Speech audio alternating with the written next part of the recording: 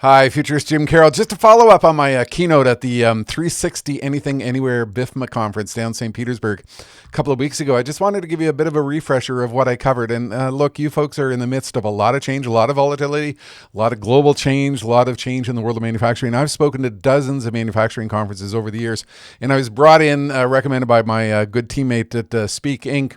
as being the person who could provide you some insight into what's going on. We covered a lot of ground. I talked a lot about the acceleration of robotics and AI and other technology trends in the world of manufacturing, and the impact of what 3D printing is doing as it becomes far more mature.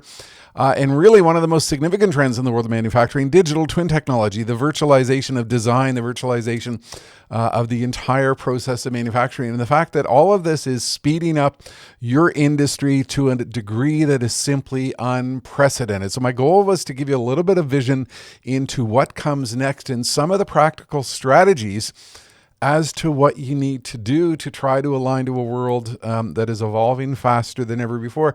So let's take a look at just a couple of sections from my keynote. Number one, I had a lot of fun on stage talking about a scenario for the year 2035, what we'd call, what I came up with called Project Aura, which is a new type of furniture. What I was doing was I was sharing with you insight on a client request you're getting in 2035. It was a global hyper biotech firm.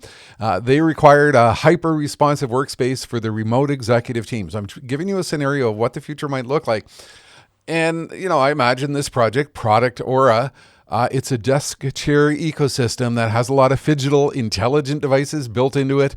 It measures the individual's stress levels. It has a 3D holographic image built into the furniture. This is the type of thing you might be building in the future, and you're going to have an entirely brand new image around this. Infinitely You. I came up with a title for the product, and I walked you through the process of what you're actually doing in the year 2035, 2036 to bring this product to market. Number one, you're having a brief with the customer because you're now in this new world because of digital twin technology and other things like that, where you are doing interactive, iterative design with the customer. You're getting their input on what they want you to develop. You're using AI to generate a whole bunch of geometric variations of what this product might look like.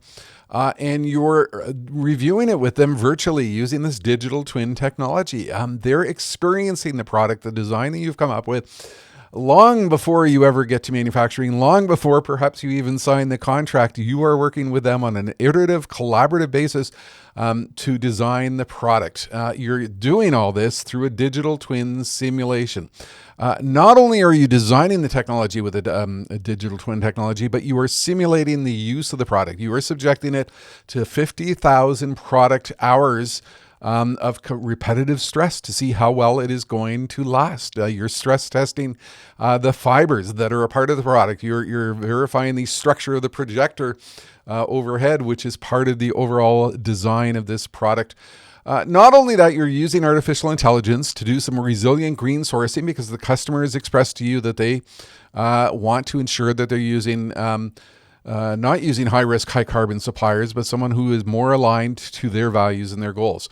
Then you go into the prototyping process. You're actually prototyping shapes for furniture which were once considered to be impossible. They are now possible. You're using a lot of new materials because we've seen the acceleration of all kinds of new scientific materials coming into the marketplace, gel-supported additive manufacturing materials utilized for 3D printing. So you can prototype the product and actually come up with a physical product that you can share with the client.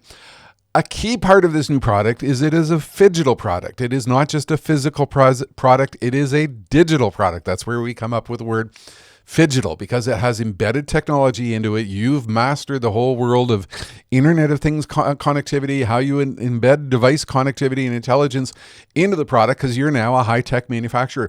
The whole process of manufacturing has changed because you've got a swarm, a factory capability in place with a lot of humanoid robots and a lot of other robotic devices and a lot of very sophisticated logistics and technology. And as you bring the product to conclusion, you are using a lot of AI vision technology to check the integrity of the product, to look at the actual product, utilizing AI machine vision to check for any product defects. You've transitioned into being a full service organization. You're doing white glove delivery. You're actually delivering the product to the customer on site, assisting them with assembly.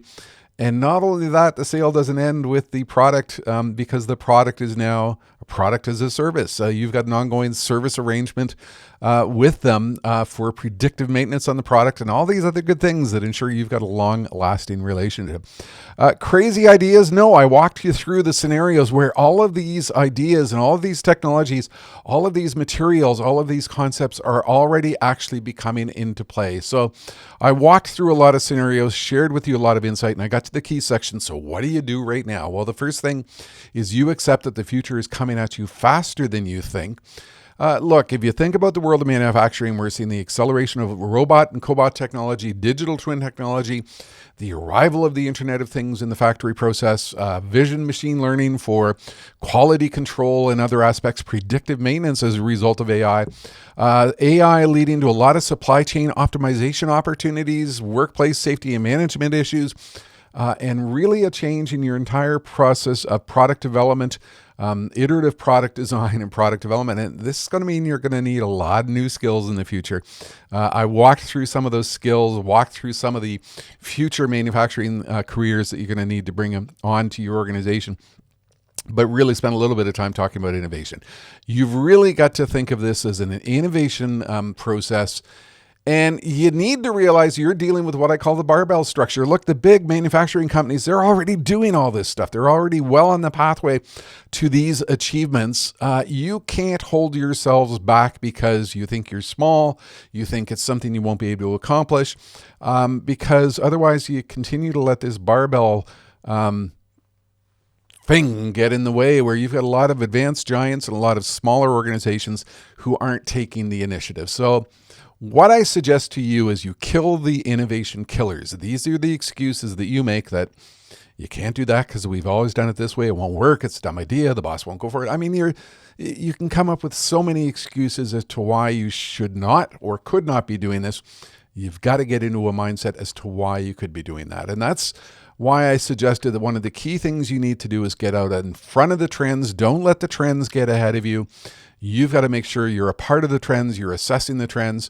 And to do that, you need to invest in what I call experiential capital. You work with a lot of these leading edge technologies. You work with digital twin technology, 3D printing, Internet of Things, virtualization software, iterative design concepts. Work with this stuff because what it gives you is what I call experiential capital. That's the accumulated experience you build up simply by trying to do new things. And I think one of the key ways to do that is to build what I call an Xbox room. Look, I've seen so many organizations where they've taken a group of 25-year-old engineers, thrown them in a room, given them a whack of cash, put in place all the digital and technology tools that are going to take the organization in the future, and basically say to them, we understand this is going to be important. We don't understand it.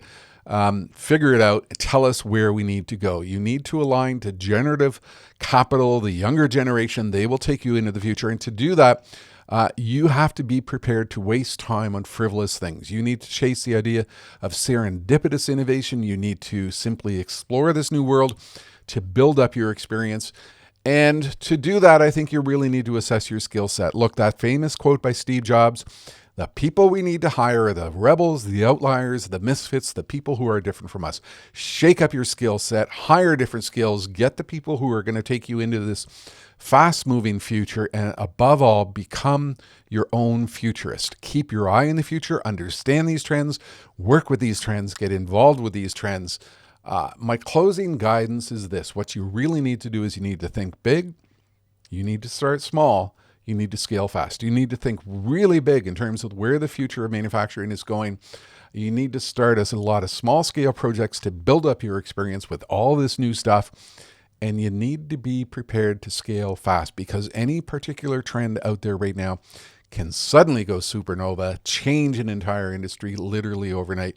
You are in the midst of it right now. What you really need to do is you need to think big. Your future will thank you for it. Look, I enjoyed my time with you. I wish you all the best in the future. Let's stay in touch and see how you go forward into a future that is faster than ever before. Futurist, Jim Carroll.